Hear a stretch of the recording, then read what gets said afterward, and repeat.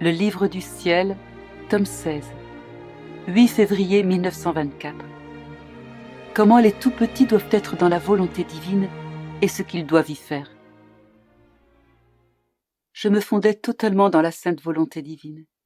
Comme la plus petite de toutes les créatures, je me plaçais à la tête de toutes les générations, remontant même au temps avant la création d'Adam et d'Ève, de telle manière qu'avant qu'ils aient péché, je puisse faire réparation à la divine majesté, étant donné que dans la volonté divine, il n'y a ni passé, ni futur, tout y étant présent, et aussi de telle manière que, étant toute petite, je puisse m'approcher de la divine majesté pour plaider devant elle, et faire mes petits actes en sa volonté, pour en couvrir tous les actes des créatures, et pour être ainsi capable de lier la volonté humaine à la volonté divine, pour qu'elle ne fasse qu'un. Cependant, vu mon anéantissement, ma misère et mon extrême petitesse, je me suis dit, au lieu de me placer à la tête de tous dans la très sainte volonté, je devrais plutôt me placer derrière tout le monde, même derrière le dernier homme à venir.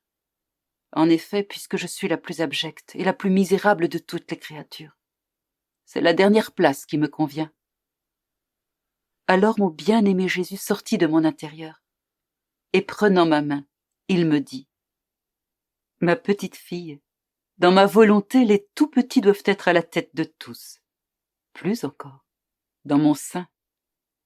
Celle qui doit plaider, réparer et unir notre volonté, non seulement avec la sienne, mais avec celle de tous, doit être près de nous, et si unie à nous qu'elle reçoive tous les rayonnements de la divinité pour les reproduire en elle. Ses pensées, ses paroles, ses travaux, ses pas, son amour, doivent être ceux de tous et pour tous. Et comme notre volonté couvre toutes les créatures, quand notre volonté, tes pensées soient les pensées de toutes les générations, et la même chose pour tes actions et ton amour. Que dans la puissance de notre volonté, tes pensées, tes actions et ton amour deviennent ainsi des antidotes, des défenseurs, des amoureux, des opérateurs, etc. Si tu savais avec quel amour notre Père Céleste t'attend et quelle joie il ressent en te voyant toute petite déposer sur ses genoux toute la création, afin de lui donner un retour pour tout. Il ressent ainsi la gloire, les joies et les contentements escomptés lors de la création.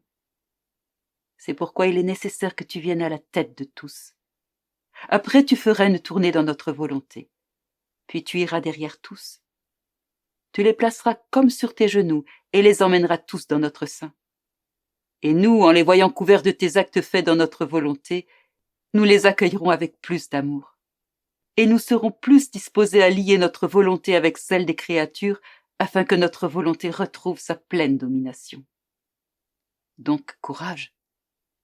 Les tout-petits se perdent dans la foule, et c'est la raison pour laquelle tu dois aller de l'avant afin de remplir la mission qui t'est confiée dans notre volonté. Dans notre volonté, les tout-petits n'ont pas de pensée pour eux-mêmes. Ils n'ont pas non plus de choses personnelles, mais ils ont tout en commun avec le Père Céleste. De la même manière que tous jouissent du soleil lorsqu'ils sont sous sa lumière, puisqu'il a été créé par Dieu pour le bien de tous. Tous jouissent aussi des actions accomplies par la petite fille de notre volonté, qui, plus que le soleil, rayonne sur tous pour que le soleil de l'éternelle volonté se manifeste de nouveau conformément au but pour lequel toutes les générations ont été créées. Donc ne te perds pas dans le foisonnement de tes misères et de ton abjection, mais pense seulement à ta fonction de toute petite de notre volonté, et sois attentive à bien accomplir ta mission.